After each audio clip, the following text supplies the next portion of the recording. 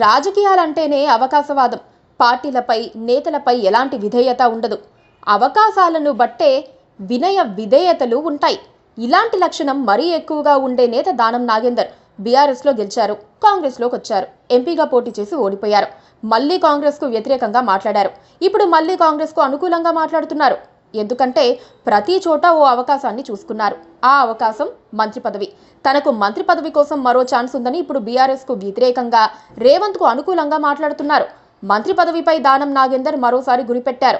నిన్న మొన్నటి దాకా కాంగ్రెస్ పార్టీ కార్యక్రమాల్లో కూడా పాల్గొనని ఆయన హైడ్రా సహా వివిధ అంశాలపై వ్యతిరేక వ్యాఖ్యలు చేస్తూ వచ్చారు. కేసీఆర్, కేటీఆర్కు అనుకూలంగా మాట్లాడుతున్నారు. కానీ హఠాత్తుగా ప్లేటు ఫిరాయించారు. మళ్లీ కాంగ్రెస్ పార్టీ తరపున బీఆర్ఎస్కు సవాళ్లు విసురుతున్నారు. జూబ్లీహిల్స్లో కాంగ్రెస్ను గెలిపిస్తానని అంటున్నారు. రేవంత్తో పాటు ఢిల్లీ వెళ్లి లాబింగ్ చేసుకున్నారు. జూబ్లీహిల్స్ ఉప ఎన్నిక బాధ్యతను తాను తీసుకుంటానని, గెలిపిస్తానని, మంత్రి పదవి ఇవ్వాలని ఆయన ప్రతిపాదన పెట్టారు.